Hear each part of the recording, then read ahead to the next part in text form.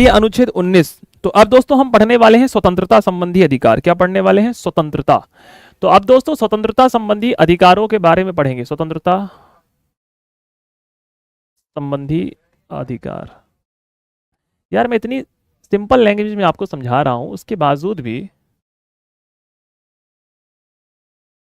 आप घर में जाके नहीं पढ़ोगे तो एक बात ध्यान रखना, अंबेडकर जी भी खड़े हो जाते हैं ना तुम्हारे सामने तुम्हें समझाने के लिए कि बेटा आर्टिकल में जो लिखो है, तब भी तुम ना समझते, खुद से घर में जाके थोड़ा पढ़ना पड़ता है।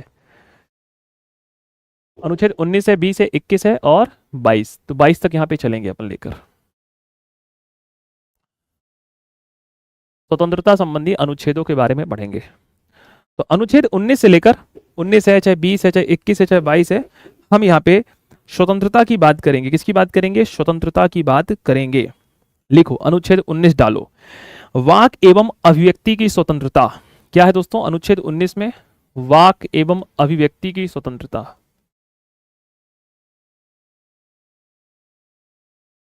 अभिव्यक्ति की स्वतंत्रता। सर ये क्या होता है? ये शब्द है संविधान के, सिंपल सा एक भाषा में लिख लो, बोलने की आजादी। बोलने की आजादी क्या है? बोलने की आजादी। अनुच्छेद 19 क्या कहता है? वाक एवं अभिव्यक्ति की स्वतंत्रता। और इसी को क्या कहते हैं? इसी को कहते हैं बोलने की आजादी। क्या बोलते हैं? बोलने की आजादी। 15, 16, 19 किसको मिला है? 19, 15, 16, 19 याद करिए, 15, 16, 19 भारतीयों को प्राप्त है। लिखें, यह अनुच्छेद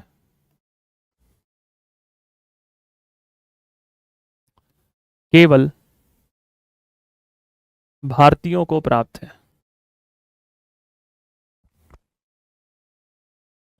यह अनुच्छेद केवल भारतीयों को प्राप्त है।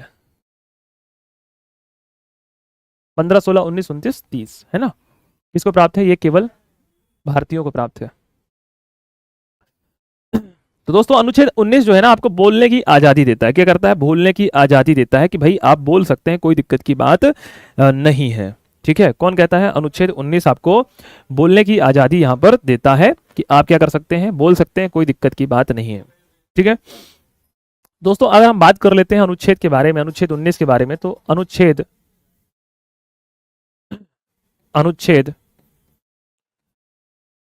19 में 7 प्रकार की स्वतंत्रताएं थी। 7 प्रकार की स्वतंत्रता का वर्णन था। कितने प्रकार की स्वतंत्रता का वर्णन था?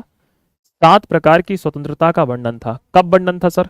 यह वर्णन था दोस्तों आपके 26 जनवरी 1950। कब था? 26 जनवरी 1950 को था। तो अनुच्छेद 19 में 7 प्रकार की स्वतंत्रता का वर्णन था।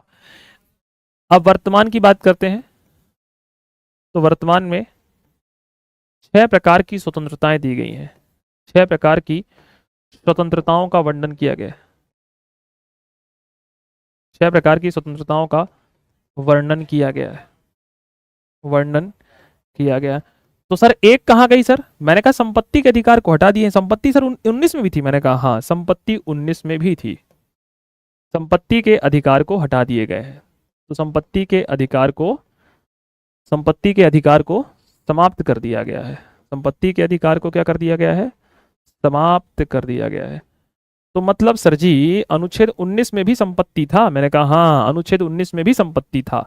कब हटा दिया गया है? तो शॉर्ट में लिखूंगा 44वां संविधान संशोधन 1978।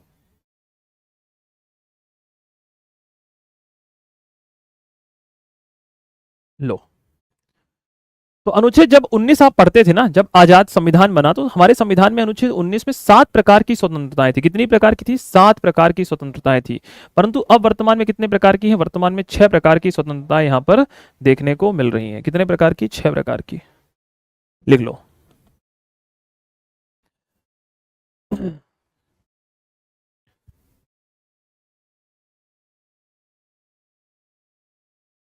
लिख लिया? कितने प्रकार की? 6 प्रकार की। तो दोस्तों अपन को ना अब इनको पढ़ते हुए चलना है, क्या क्या है, किस तरीके से हैं, एक कौन कौन में कौन कौन सी बातें लिखी गई हैं, क्या क्या है।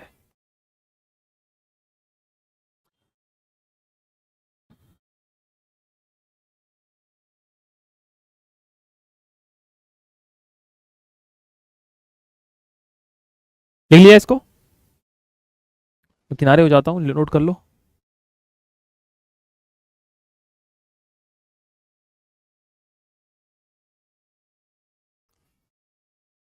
उमेश कह रहे हैं सर जी घर वाले बोल रहे हैं कि इस वर्ष सिलेक्शन नहीं हुआ तो तुम्हारा विवाह कर देंगे। कर लो बढ़िया उमेश, है ना, कम से कम बोल तो रहे हैं। हाँ, लोगों का तो यहाँ पूछ भी नहीं रहे हैं लोगों को, है ना, लड़कों को बेचारी टेंशन है। हाँ, घर वाले बोल रहे हैं तो करवा लो, शुभ काम में देरी नहीं, पेपर तो बाद में होता रहेगा। ठीक है, हाँ, सबसे पहले जाओ शादी वादी फिक्स कर लो, ठंडी का समय भी आ गया है, बढ़िया, खर्चा भी कम लगेगा, लोग भी कमाएंगे, ठंड में कमाते हैं लोग शादी में। चलो, लिख लिया। चलिए, एक चीज लिख लीजिए जो सबसे महत्वपूर्ण बात है, मेनका गांधी बनाम भारत संघ का मामला लिखें। मेनका गांधी बनाम भारत संघ के मामले में सर्वोच्च न्यायालय ने कहा कि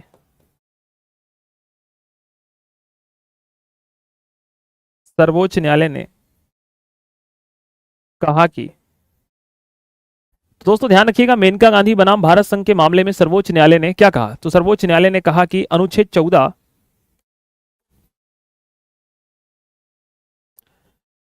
अनुच्छेद 14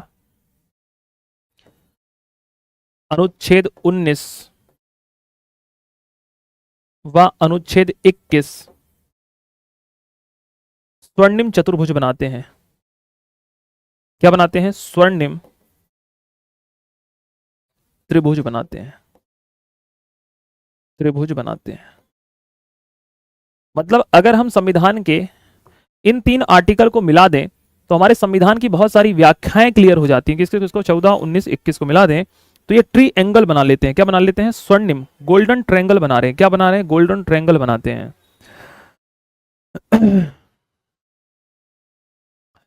क्या बना रहे हैं? गोल्डन ट्रायंगल बना रहे हैं। किसमें? 14 को मिला लें, 19 को मिला लें और 21 को मिला लें तो हमें पता चलता है कि हमें गोल्डन ट्रायंगल का निर्माण भारतीय संविधान के अनुच्छेद 19 में हो रहा है। ठीक है, किसमें हो रहा है? अनुच्छेद 19 में हो रहा है। तो अगर अनुच्छेद 14, 19, 21 को मिला लें तो ये गोल्डन ट्रायंगल बनाते हैं। ये जजमेंटल जो है सुप्रीम कोर्ट में किसने दिया है? अपने मेनका गांधी बनाम भारत संघ के मामले में दिया है। किसमें दिया है? मेनका गांधी बनाम भारत संघ के मामले में स्पष्ट रूप से कहा गया है। नोट कर लिया?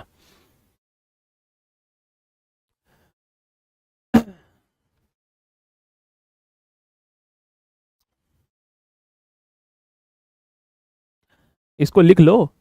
हाँ, दरबार तो क्या होता रहेगा क्लास में, दरबार तो कभी खत्म नहीं होना है। यात्राएं, पहले जो मैं समझा रहा हूं उसको लिख लो, पेपर में आ सकता है। अनुच्छेद 14, अनुच्छेद 19 और अनुच्छेद 21 को गोल्डन ट्रायंगल कहते हैं। क्या कहते हैं? गोल्डन ट्रायंगल कहते हैं। किताबों में नहीं मिलेगा, ध्यान रखना है ना। हाँ, क्लासेस देखनी पड़ेंगी, बिना क्लासेस को देखे तुम बोलो इस बार सिलेक्शन हो जाए, पॉसिबल नहीं है। पीएससी ने थोड़ा सा करवटे क्या चेंज कर लिया ना, उल्टा सीधा पूछ लिया इसी पेपर में, तो लेने के देने पड़ जाएंगे। ठीक है, अब मैं एक एक आर्टिकल लिखवाऊंगा कि अनुच्छेद 19 क्या है, 20 क्या है, वगैरह क्या है ना, आगे चलकर हम चर्चाएं करेंगे। आ जाओ।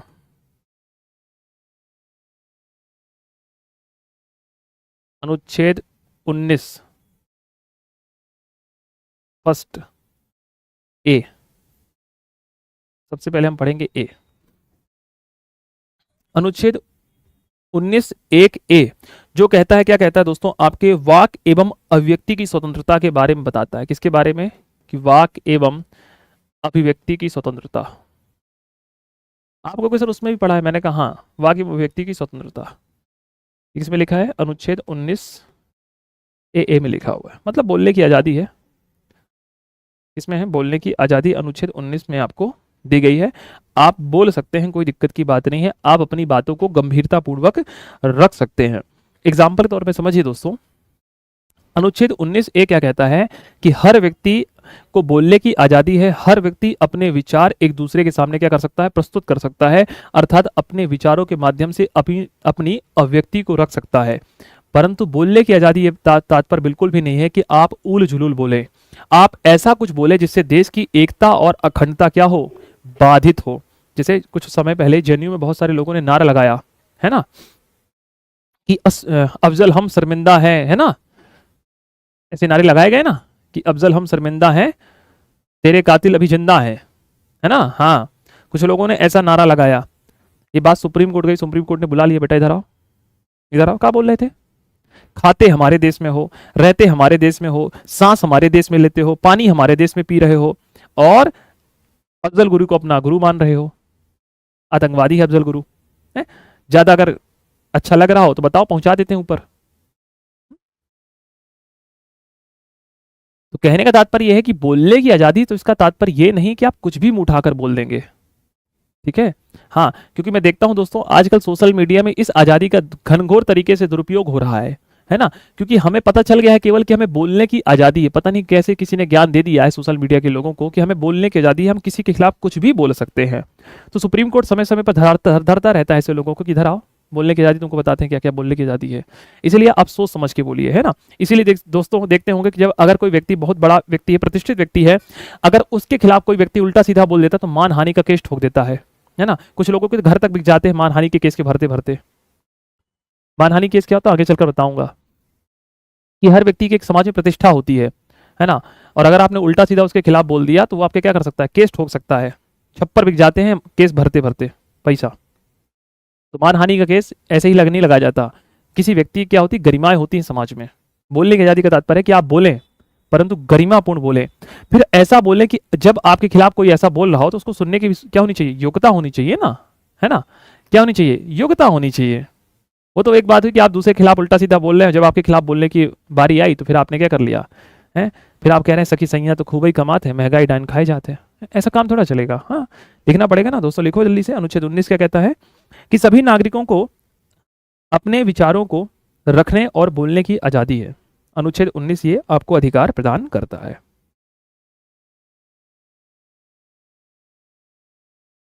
लिख लिया।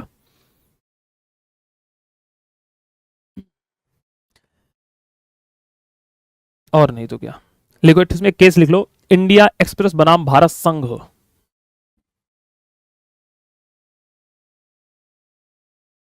इंडियन एक्सप्रेस एक्सप्रेस बनाम भारत संघ का एक मामला निकल कर आया, जो 1985 का मामला था। 1985 में, तो इंडियन एक्सप्रेस बनाम भारत संघ 1985 में सर्वोच्च न्यायालय ने कहा कि,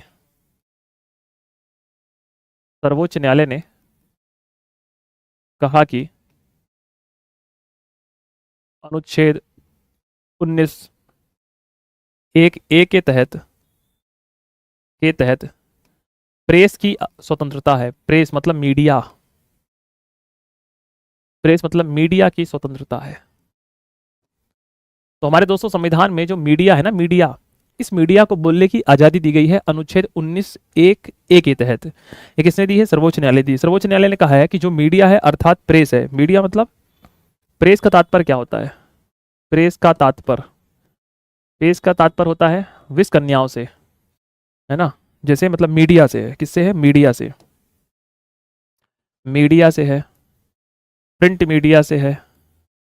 आप लोगों को मेंस में मैंने पढ़ाया है मेरे लाल, है ना। अभी प्रिंट मीडिया से, मुद्रण मीडिया से है, मुद्रण मीडिया से है, अखबार मीडिया से है, सर अखबारों से है, पत्रिकाओं से है, पत्र पत्रिकाओं से है, पत्र पत्रिकाओं से है, पत्र पत्रिकाओं से है, क्या है, पत्र पत्रिकाओं से है। एक बात ध्यान रखिएगा दोस्तों, हम बात कर लेते हैं जब अनुच्छेद 19 एक के बारे में, अभी एक ही चल रहा है ना। एक बात ध्यान रखना,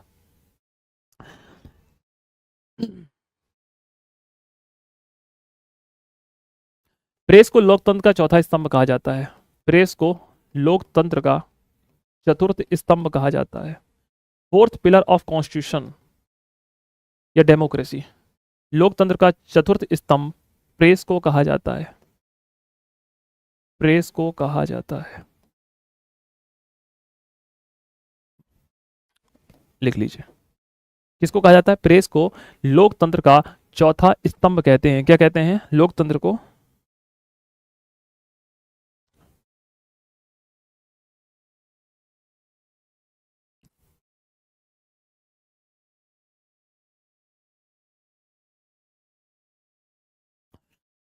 क्या कह रहा हूं, प्रेस का तात्पर्य है मीडिया, प्रिंट मीडिया, मुद्रण मीडिया, अखबार, पत्र पत्रिकाओं से लोकतंत्र को चतुर्थ स्तंभ कहते हैं। लोकतंत्र का चतुर्थ स्तंभ प्रेस को कहा जाता है। ठीक है, एक बात और भी ध्यान रखना, ऐसा तात्पर्य नहीं कि दोस्तों प्रेस को बोलने की आजादी है, कुछ भी बोलेगा। मीडिया को ये नहीं है कि मीडिया ना कुछ भी उठाकर बकता रहेगा, बोलता रहेगा, छापता रहेगा। सरकार इस पर भी रोक लगाती है। सरकार कहती है सुनो कि प्रेस अर्थात मीडिया पर, प्रेस अर्थात मीडिया पर युक्ति युक्त निर्बंधन लगाया जा सकता है। युक्ति युक्त निर्बंधन, निर्बंधन अर्थात प्रतिबंध लगाया जा सकता है। प्रतिबंध लगाया जा सकता है। युक्ति युक्त निर्बंधन अर्थात प्रतिबंध लगाया जा सकता है। लगाया जा सकता है। ठीक है, क्या लगाया जा सकता है? प्रेस अर्थात मीडिया में युक्ति युक्त निर्बंधन अर्थात प्रतिबंध लगाया जा सकता है। क्या लगाया जा सकता है?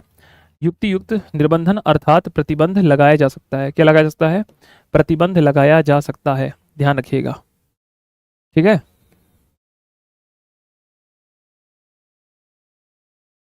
नोट कर लीजिए इसलिए।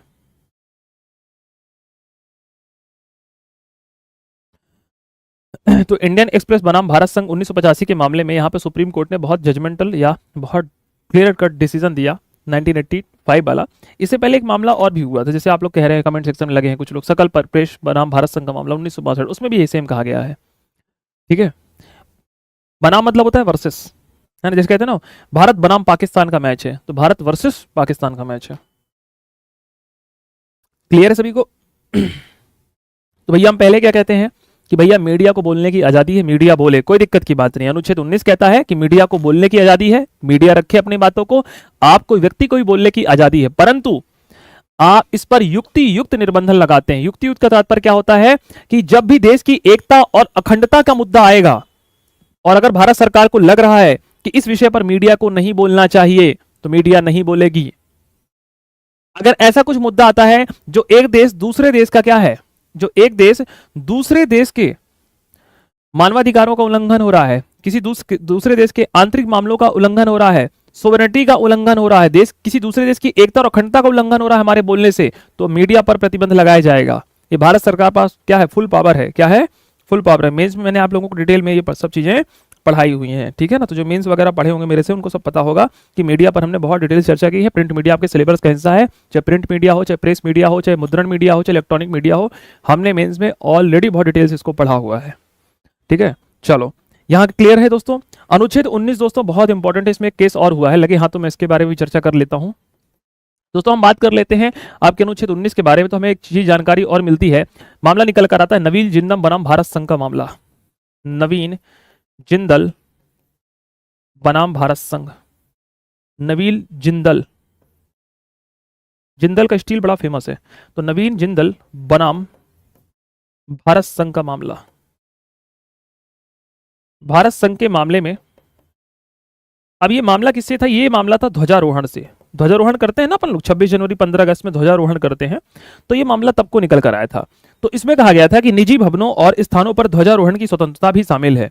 तो नवीन जिंदल बनाम भारत संघ के मामले में सर्वोच्च न्यायालय ने कहा न्यायालय ने कहा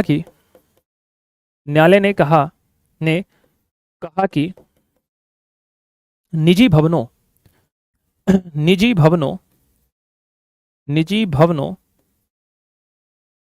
व संस्थाओं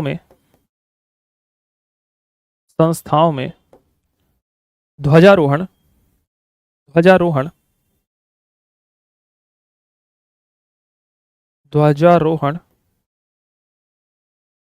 अनुच्छेद 19 1A के अंतर्गत शामिल है। के अंतर्गत अनुच्छेद 1A के अंतर्गत एक मौलिक अधिकार है। मतलब भाई आप ध्वजारोहण कर सकते हैं। क्या कर सकते हैं? ध्वजारोहण कर सकते हैं, कोई दिक्कत की बात नहीं है। परंतु न्यायालय ने एक बात और भी कह दी कि ध्वज को फहलाने का एक नियम है, इसलिए ध्वज संहिता नियम बनाया गया है। क्या बनाया गया है? ध्वज संहिता नियम बनाया गया है। कुछ लोग उल्टा तिरंगे को फहराते हैं, कुछ लोग शाम को फहरा लेते हैं, उसको फैलाने की एक मान मर्यादा है। इसीलिए बाद में चलकर क्या होता है, ध्वजा संहिता नियम बनाए जाते हैं कि ध्वज को कैसे फहराना है। उल्टा नहीं फैलाने देना है, ठीक है। हाँ,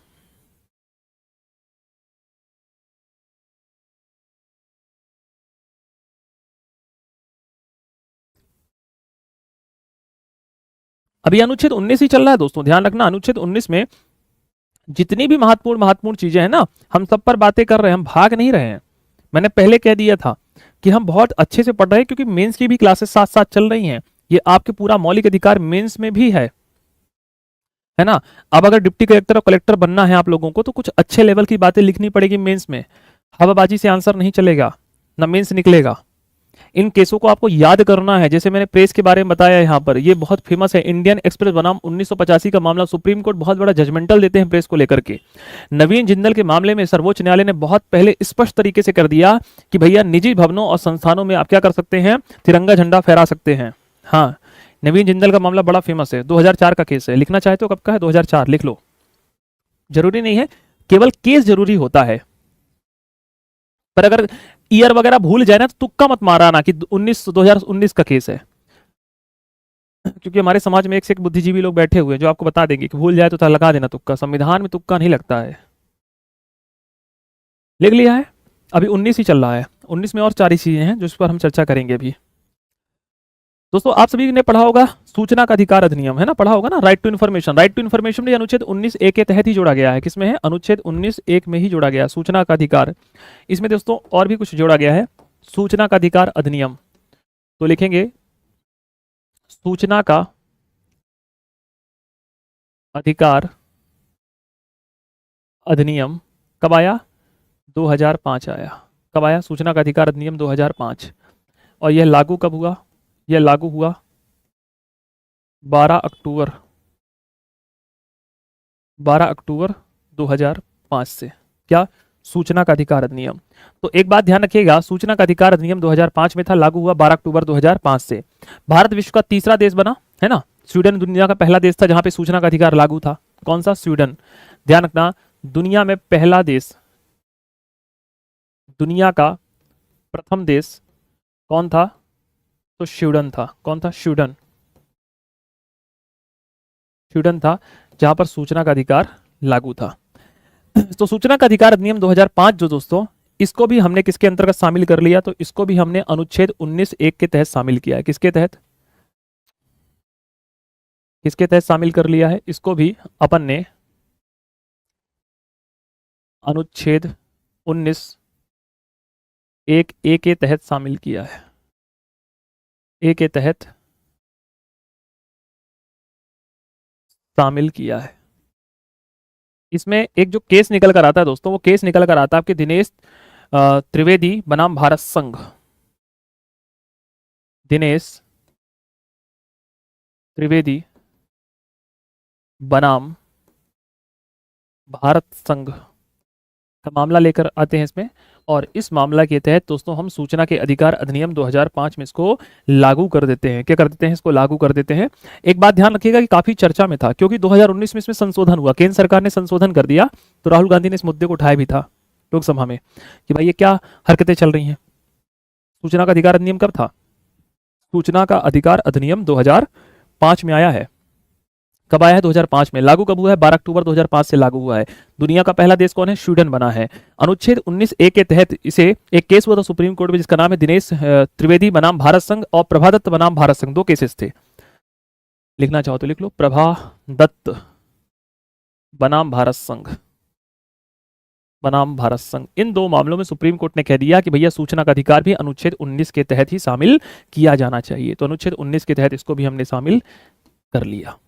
इन केसेस के बारे में थोड़ा सा हमें पता होना चाहिए, ठीक है, क्लियर है।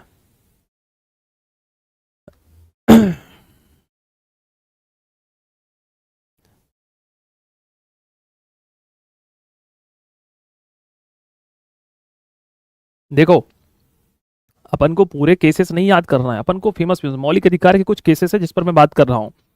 जैसे ही मौलिक अधिकार खत्म होगा, डीपीएसपी हम पढ़ेंगे, वैसे हम केसेस बंद कर देंगे। हमें केसेस का मतलब नहीं है, हमें केसेस केवल मौलिक अधिकार पे चलना है। एमपीपीएससी ट्रेंड बना लिया हर साल एक केस पूछने का।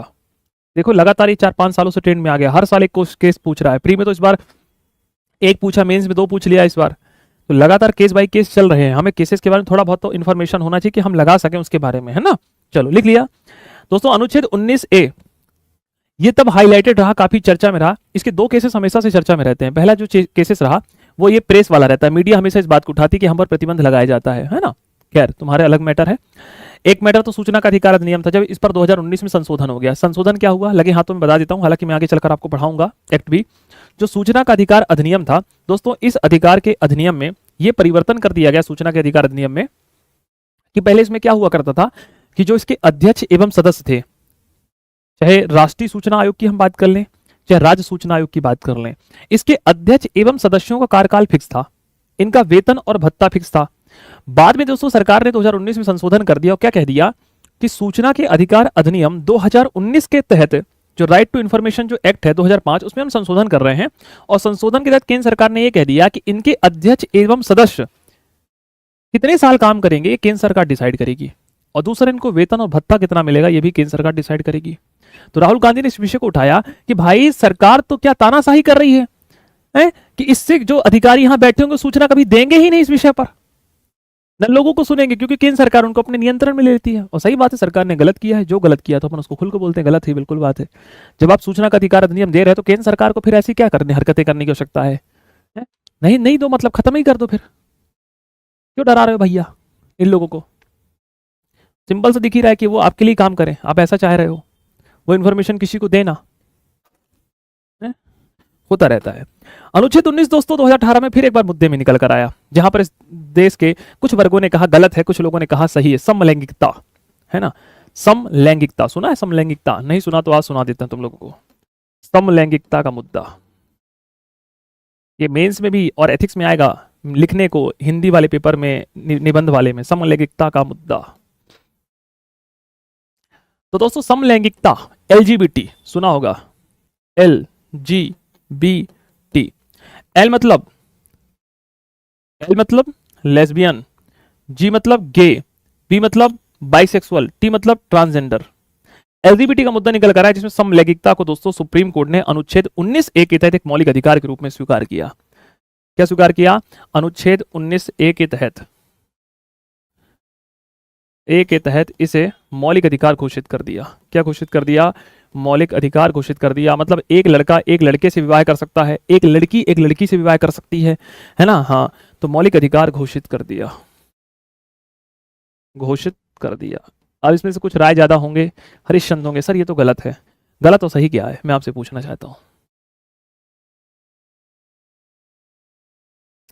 कोई व्यक्ति समलैंगिक है, उसमें उसका रीजन नहीं है, उसमें उसके गुणसूत्रों का और इन्वायरमेंट का दोष है। ठीक है, अगर एक क्रोमोसोम उल्टे सीधे हो जाएंगे तो ऐसी समस्याएं खड़ी हो जाती हैं, एलजीबीटी। ठीक है, मैं देखता हूं समाज के बहुत सारे ऐसे, आजकल आप देखते होंगे बहुत सारे वीडियो वगैरह वायरल होते हैं जहां पर इनको मारा जाता है, ऐसा किया जाता है। ये मारने और डिसीजन लेने का न्यारा वैरा क्या समाज के कुछ वर्गों ने उठा के रखा है क्या? मेरा प्रश्न फिर से निकल कर आता है। कुछ वर्गों ने इसका ठेका उठा के रखा है समाज का, कि कुछ समाज के ठेकेदार ही डिसाइड करेंगे?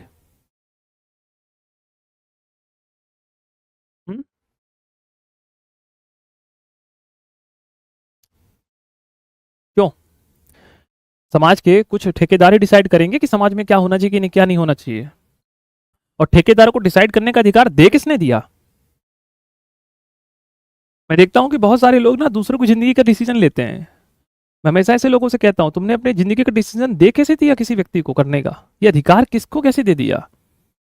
आप अपने जीवन का स्वयं निर्धारण करिए। नवतेज सिंह बनाम भारत संघ का मामला था 2018, लिखना चाहेंगे? लिखिए, केसेस लिखवा देता हूं।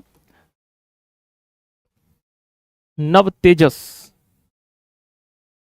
सिंह बनाम भारत संघ, कब का मामला? तो 2018।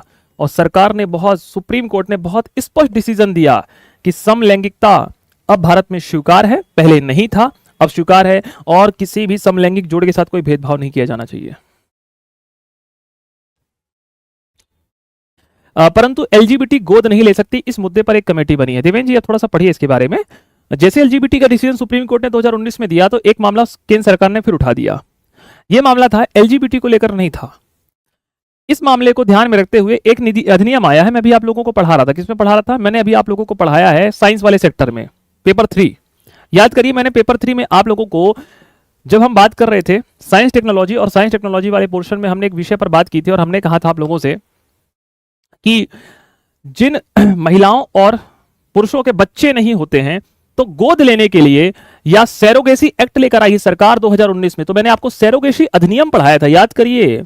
आप में से बहुत सारे बच्चे कह रहे थे कि सर सैरोगेसी अधिनियम आप क्यों पढ़ा रहे हैं, मतलब इतना डिटेल के एमपीपीएससी पूछेगा। और हमने तब वहां पे चर्चा की थी कि सैरोगेसी अधिनियम 2019 जब ये निकल कर एलजीबीटी, तो ये फिर क्या कॉन्फ्लिक्ट हो गया। तो संसद में हमारे जो इस समय वर्तमान में कौन है, अमित शाह जी, उनके द्वारा सैरोगेसी एक्ट लेकर आया 2019 में। इसमें कह दिया गया कि सिंगल जो पेरेंट्स होंगे ये क्या नहीं कर सकते, गोद नहीं ले सकते। गोद लेने के लिए भी एक मुद्दा है कि उम्र में 18 साल का फर्क होना चाहिए। कितने साल का? 18 साल का डिफरेंस होना चाहिए। पहली बात तो सिंगल पेरेंट्स लेंगे नहीं गोद, और दूसरा एलजीबीटी भी नहीं ले सकते गोद, और तीसरा गोद वही व्यक्ति ले सकता है जिसकी विवाह है। याद करिए, मैंने सब लिखवाया है, कितने साल कितना विवाह हो जाना चाहिए, मैरिज सर्टिफिकेट होना चाहिए, डॉक्टर लिख कर दे दे कि भैया इनको संतान नहीं हो सकती है। याद आ रहा है? कुछ याद आ रहा है? याद तभी आएगा, तभी जब रिलेट कर पाओगे क्यों आया है। रिलेशन बहुत जरूरी है दोस्तों। किसके साथ? उसके साथ नहीं, सब्जेक्टों में। हाँ, तुम जिसके साथ बनाने में लगे हो ना, गलत कर रहे हो बेटा। यहां तुम देखो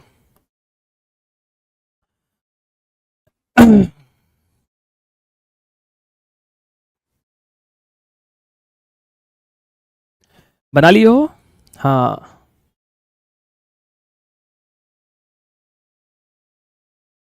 नए बच्चों तुम लोगों को समझ में आ रहा है बेटा? महेंद्र है, प्रदीप है, प्रियंका है, तृप्ति है, शिवानी है, संजू है, रोहित है, अशोक है। आप लोग को बेटा समझ में आ रहा है चीजें मैं क्या पढ़ा रहा हूँ? मतलब ऐसा मान के चलता हूँ कि मैं हिंदी में बात करता हूँ, आप लोगों को हिंदी समझ में आती होगी ना। चीजें समझ में आ रही? जहां समझ में ना है तो पूछ लिया करो ना बेटा, क्योंकि ये नए जो पुराने बैठे ना, ये दिन भर क्वेश्चन करते रहेंगे। तुम लोग को भी क्वेश्चन करना अधिकार है, ठीक है महेंद्र? 18 का मामला था ये, नव तेजस बनाम भारत संघ का मामला, एलजीबीटी। तो एल मतलब होता है लेस्बियन, सॉरी, एल मतलब लेस्बियन, जो लड़की लड़की के प्रति आकर्षित होती है। जी मतलब गे, जो लड़का लड़के के प्रति आकर्षित होता है। फिर बी मतलब बाइसेक्सुअल, 15 दिन लड़की के जैसे और 15 दिन लड़के के जैसे। और टी मतलब ट्रांसजेंडर।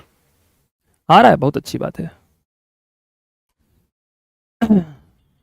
बहुत सीधे हमारे नए क्लास के बच्चे हैं, मतलब शांति के साथ बैठे रहते हैं। जानते हो क्लास की महिमा गरिमा। अनुच्छेद 19 समझ में आ गया? चलो, तो दोस्तों जितने भी केसेस लिखवाए हैं, क्या इनको याद करना है? बिल्कुल हाँ जी, याद कर लेना है। क्योंकि दोस्तों आपके जो भैया 12 साल से तैयारी कर रहे हैं ना आस पड़ोस में, मैं लिटरली कह रहा हूं, उनको केवल इतनी लाइन भर याद होगी, केवल इतनी भर, बस इतनी। इतने के नीचे तुम पूछ लेना अभी क्लास के बंद होने के बाद। मैं यहीं बैठा हुआ हूं, यहीं रहूंगा, कल आऊंगा, कल मिलूंगा, कल मतलब परसों, कि भैया ये बताओ समलैंगिकता अधिनियम को लेकर सुप्रीम कोर्ट ने कौन सा डिसीजन दिया था? चलो ये छोड़ो, तुम बताओ कौन सी आर्टिकल में लिखा हुआ है? तो 10-10 साल की जो तैयारी कर रहे हैं ना, उनको भी नहीं पता है, इसलिए 10 साल से तैयारी कर रहे हैं, क्योंकि आप अपने अंदर परिवर्तन नहीं लाना चाहते हैं।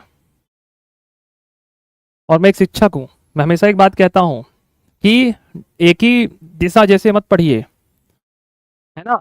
बिल्कुल सीधा सीधा सकता है कि बताओ समलैंगिकता जो को जिसको सुप्रीम कोर्ट ने वैधानिकता दी है, किस अनुच्छेद के तहत दी है? अनुच्छेद 19(1) में। तो हमें क्या कर लेना है? इनको याद कर लेना है।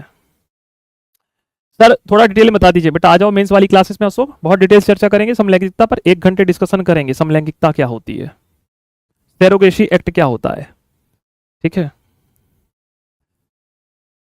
क्लियर है? चलो इसको थोड़ा सा ध्यान रख लेना। अच्छा दोस्तों एक बात ध्यान रखिए, अनुच्छेद 19 के बारे में मैं ऐसे बता देता हूं। अनुच्छेद 19 आपको शांत रहने, मतलब शांत रहने की भी आजादी देता है।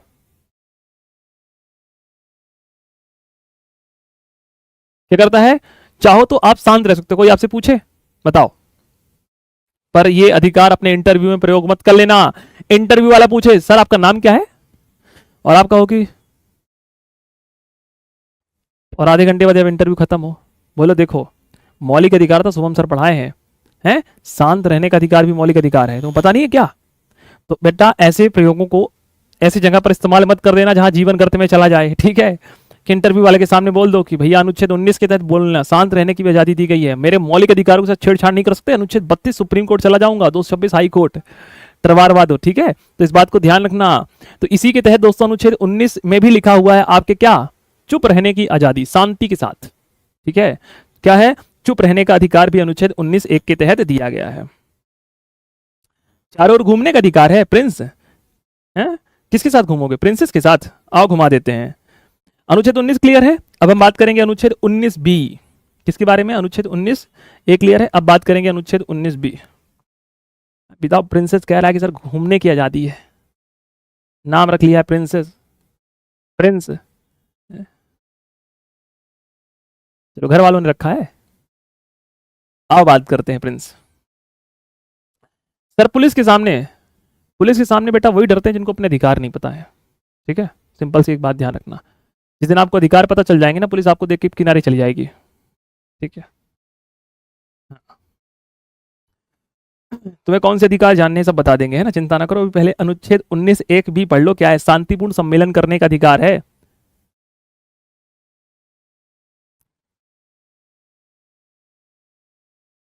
बी क्या कहता है, शांतिपूर्ण सम्मेलन करने का अधिकार है। क्या करने का अधिकार है भाई, शांतिपूर्ण सम्मेलन करने का अधिकार है, लिख लीजिए, शांतिपूर्ण सम्मेलन करने का अधिकार है, शांतिपूर्ण सम्मेलन। तो अपन प्राचीन समय से दोस्तों सम्मेलन करते आए हैं, शांतिपूर्ण सम्मेलन करने का अधिकार है। जैसे आप लोग चाय वाय नहीं पी लेते, चाय में चर्चाएं वर्चाएं, तो इसी तरीके से आप किसी विषय पर डिस्कशन करने के लिए कि सरकार की तानाशाही नहीं चलेगी, ये नहीं चलेगा, वो नहीं चलेगा, तो इस पर डिस्कशन करने के लिए आप क्या कर सकते हैं, शांतिपूर्ण सम्मेलन बुला सकते हैं। कोई दिक्कत की बात नहीं, 4-5 लोग बैठ करके डिस्कशन कर सकते हैं, हो हल्ला नहीं करेंगे, ऐसा कुछ कार्य नहीं करेंगे कि पत्थर फेंक दें, खिड़की तोड़ दें, किसी का घर तोड़ दें, ऐसा नहीं करेंगे। शांतिपूर्ण तरीके से आप क्या कर सकते हैं, सम्मेलन कर सकते हैं, ठीक है। चलो, खाना खाने के अधिकार भी दिलवाएंगे, चिंता ना करो, अनुच्छेद 21 के तहत मिलेगा वो आपको। अब देखो, अब शांतिपूर्ण सम्मेलन हो गया, अब लगाओ मेरे लाल वेरी इंपॉर्टेंट आर्टिकल, अति महत्वपूर्ण आर्टिकल है। अगर कोई अनुच्छेद 19 में सबसे पहले अगर एमपीपीएससी को पूछना चाहिए, वो सी पूछना चाहिए। सर क्यों, बताता हूं क्यों। अनुच्छेद 19 एक की बात करते हैं, जो कहता है संघ, संगम या सहकारी समिति बनाने का अधिकार है। संघ, संगम व सहकारी समिति बनाने का अधिकार है, बनाने का अधिकार है। अगर आप बोर्ड में देखेंगे तो मैंने सहकारी को एक नए शब्द से जोड़ दिया है, मतलब नए येलो कलर से लिखा है। क्यों, क्योंकि अनुच्छेद 19 जो सी है ना दोस्तों, एक सी मतलब सी मतलब 3, इसमें सहकारी शब्द नहीं था पहले, बाद में जोड़ा गया है। इसमें सहकारी शब्द नहीं था, इसको बाद में जोड़ा गया। 97वें संविधान संशोधन 2011, जो सहकारी समिति है ना दोस्तों, ध्यान रखना, लिख लीजिए, सहकारी समिति, सहकारी समिति शब्द 97वें संविधान संशोधन, 97वें संविधान संशोधन 2011 में जोड़ा गया है, 2011 में जोड़ा गया है, नोट कर लो, 97वें संविधान संशोधन 2011 में इसको जोड़ा गया है।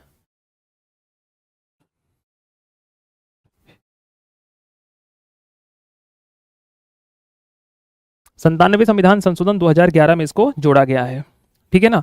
तो संघ क्या होता है सर, अरे बहुत सारे संघ बने हैं, है ना, लोग संघ को ज्वाइन करते हैं, संगम बना लेते हैं, कमेटियां वगैरह बना लेते हैं। सहकारी समितियां आप लोगों ने देखा होगा, ग्रामीण क्षेत्रों में, शहरी क्षेत्रों में छोटी छोटी सहकारी समिति बनी रहती है, जो क्या करती है, लोगों को पैसा बांटने का भी काम करती है, मुद्दों को सुनने का भी काम करती है। तो सहकारी समिति दोस्तों 97वें संविधान संशोधन 2011 के माध्यम से हमने इसको जोड़ा हुआ है। तो देखो, सबसे पहले हम क्या करेंगे, सबसे पहले एक माइक मेरे सामने रहेगा, मैं बोलूंगा, तो अनुच्छेद 19 एक बोलने की आजादी देता है। जैसे ही मैंने लोगों को बोलने के लिए भाषण देना चालू कर दिया, 4-5 लोग आ गए मेरे पास, क्या बनाने लग गए, मेरे पास आके शांतिपूर्ण खड़े हो गए, तो शांतिपूर्ण तरीके से हमने सम्मेलन बनाना चालू कर दिया। अब एक दूसरे ने डिस्कशन किया कि भैया एक काम करेंगे, अपन छोटा छोटा ग्रुप बना लेंगे। तो अनुच्छेद 19(3) में क्या आ गया, ग्रुप आ गया, मतलब संगम, संघ, संगम और सहकारी समिति किस में आ गया भैया, अनुच्छेद 19(1)(3) में आ गया। अब डी की बात कर लेते हैं, अनुच्छेद 19(1)(d), डी कहता है मतलब दिल्ली। अब दिल्ली चलने के लिए घूमना पड़ेगा, तो भारत में घूमने की आजादी देता है कौन? अनुच्छेद 19 डी। भारत में भ्रमण करने की आजादी, भ्रमण जिसको आप कहते हैं घूमने की आजादी, किसकी आजादी? घूमने की आजादी प्रदान करता है, आजादी प्रदान करता है। ठीक है, तो आजादी मिल गई भैया।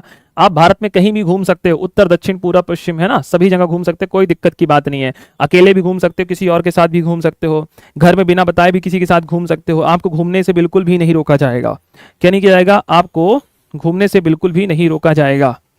ठीक है, तो आप भैया भारत में कहीं भी घूम सकते हो, खुले स्तर पर। क्या कर सकते हैं? कहीं भी खुले स्तर पर आप घूम सकते हैं, कोई दिक्कत की बात नहीं है। ठीक है, हाँ बढ़िया, दिन दहाड़े घूम सकते हैं, रात्रि में घूम सकते हैं, 4 बजे घूम सकते हैं, 3 बजे घूम सकते हैं।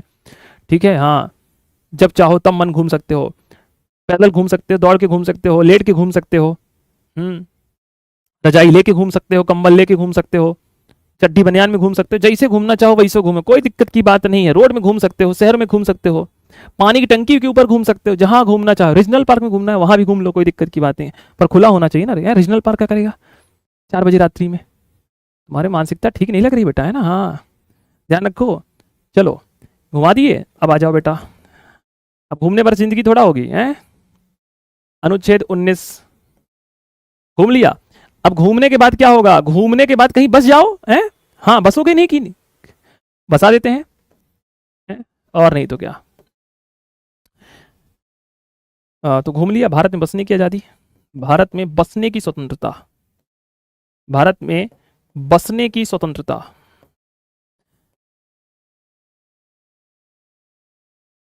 बसने की, कहीं बस सकते हो, ठीक है। उसके घर के बाहर बस सकते हो मड़ैया लगा के कि नहीं जाऊंगा जब तक तुम्हारे घर वाले शादी नहीं करेंगे, है मेरे से। हाँ, फिर पुलिस आएगी, इतना कूटेगी ना, इतना कूटेगी ना, लड़की बोल देगी मैं जानती ही नहीं हूँ, पापा मेरे बोल रहे थे। ठीक है, ऐसा मत, बिल्कुल मत करना बेटा। हाँ, सिलेक्शन से पहले तुम सोच रहे हो बसने की, तो भारत में बसने की स्वतंत्रता है दोस्तों। आप कहीं बस सकते हैं, ठीक है। यूपी, बिहार, मध्य प्रदेश, जम्मू कश्मीर, जहाँ चाहे वहां बस सकते हैं। बसने का आपको फ्रीडम है। क्या करना? बसना आपका अधिकार है, कहीं भी बस सकते हो। ठीक है, खेत में बस सकते हो, मड़ैया लगा के बस सकते हो, फार्म हाउस खरीद सकते हो, कहाँ उत्तर दक्षिण पूर्व पश्चिम जहां लगे वहां बस जाओ, सिंगल बस जाओ, किसी के साथ बस जाओ, है। हाँ, कोई दिक्कत की बात नहीं है। घूम लिया है, घूमने के बाद क्या होगा? बस गए, बसा दिए हैं। हाँ, ई में क्या आ गया? ये भैया बसना। ठीक आ जाइए, ई के बाद क्या आता है? थोड़ा सा जल्दी से एबीसीडी पढ़ लो। A B C D E F. F नहीं लिखेंगे, क्योंकि एफ क्यों नहीं लिखेंगे सर? संपत्ति उसमें हटा दिया गया है ना, संपत्ति। हाँ, तो अब क्या लिखेंगे? ई के बाद एफ आ गया, अब जी लिख लेंगे सर जी। जी, जीजा जी, है ना। जी का तात्पर्य जीजा जी से नहीं बेटा। यहाँ पे देखो, जो दोस्तों जी है ना, जी, इस जी का संबंध किससे है? जी।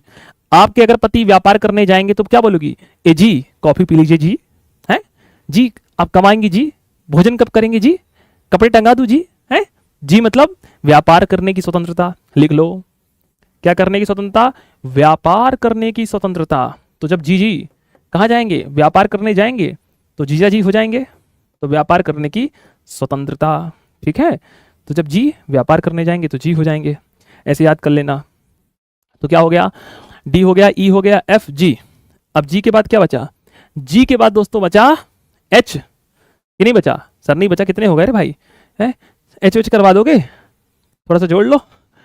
1, फिर 2, 3, 4, 5, 6, 6 हो गए बस। अब लिख लो एफ, स्टार बना के। नोट, नोट बनाओ कि अनुच्छेद 19 1 ई एफ,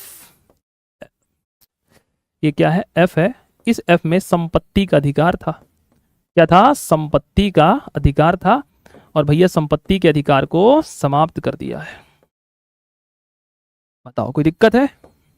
याद हो गया? तुम लोग कहते हो सर याद नहीं होता हमको आर्टिकल। तो बिटिया हमको मैसेज की थी, सर जी इतने याद हो जाएंगे तो कल्याण हो जाएगा। अरे हम जितना पढ़ा रहे उतना याद कर लो, कल्याण क्या है? हाँ, मोदी जी तुमको ले जाएंगे वहां संसद भवन, वहां बैठाएंगे, पूछेंगे बताओ क्या है इसमें। ठीक है,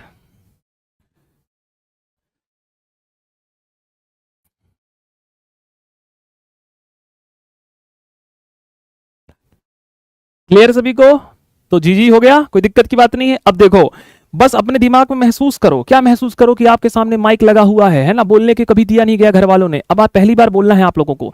ऐसा बोला आपने दोस्तों, ऐसा बोला कि उस आपने भाषण दिया, वो बेचारी फुल्की खा रही थी, है ना, फुल्की खाते खाते वो आपके भाषण सुनते सुनते आ गई कि कोई चलो कोई अच्छा लड़का सा बोल रहा है ना, आपने पहली बार आजादी की बात की, पहली बार अच्छी अच्छी बातें की, तो बोलना भैया अनुच्छेद 19 में आपने बोलने की आजादी दी, है ना, तो मतलब बोला, क्या किया दोस्तों, बोला भैया, ठीक है। जैसे ही बोला तो वहां पर धीरे धीरे जो है आसपास के लड़के लड़कियां क्या बनाने लग गए, सम्मेलन करने लग गए कि अपन यही सुबह शाम आएंगे, ये बोलेंगे, अपन सुनेंगे, है ना, हाँ, रोज फुल्की खाने आने लग गई और आपके सम्मेलन में भाग लेने लग गई। सेकंड में आ गया सम्मेलन, ठीक है। फिर एक दिन आपका विचार बना कि क्यों ना अपन संघ भंग बना लेते हैं, ठीक है, नंबर नंबर एक्सटेंड कर लेंगे, है ना, हाँ, रात्रि में बात हो जाएगी। तो संघ संगम एवं सहकारी समितियां बनने लग गई, क्या बनने लग गई, सहकारी समितियां बनने लग गई। सहकारी जो शब्द है वो 97 संविधान संशोधन 2011 के माध्यम से प्रभु जोड़ा गया है, ठीक है। हाँ, फिर एक दिन तुमने कहा कि देखो इसमें भंवर जाल में कुछ नहीं रखा है, चलो अपन लोग क्या करते हैं, एक लंबी दूरी की यात्रा करते हैं, चलते हैं अपन डी मतलब दिल्ली, दिल्ली चलेंगे घूमने, वहीं पे तुमको घुमाएंगे क्या, अपन लाल किला, फिर वहीं से आगरा कट लेंगे, वहीं पर तुमको क्या करवाएंगे, ताजमहल दिखाएंगे, शाहजहां ने मुमताज के लिए बनवाया था 14 बेटे को पैदा करते हुए, है ना, तो प्रेम की निशानी है। फिर दोस्तों उसके बाद तो कहाँ चलेंगे अपन, उसके बाद चलेंगे अब कहीं बस जाएंगे, ठीक है, क्योंकि पैसा खत्म होने वाला है, तो ई मतलब हो जाएगा दोस्तों बस जाना, तो ई में दोस्तों हम बसा लेंगे, कहाँ, किसी निवास स्थान पे बसा लिया दोस्तों। बसाने के बाद अपन क्या करेंगे, बस तो गए हैं, अब व्यापार व्यापार करना पड़ेगा, है ना। आप सोच रहे हो कि वो भी मुझे क्या बोले, जी बोले, है ना, हाँ, इंस्टाग्राम में बहुत सारी रील देखी हुई हैं, तो दोस्तों जी में क्या आ गया, जी में आ गया व्यापार करना, तो व्यापार मतलब जी, ठीक। अब व्यापार कर लिया दोस्तों, तो उसके बाद व्यापार करने का तुमने पैसा कमाया, तो आ गया एफ। सरकार ने कहा ना ना, संपत्ति रखने का अधिकार तो बेटा है नहीं है, क्या है, संपत्ति रखने का अधिकार आपको यहाँ पर नहीं है।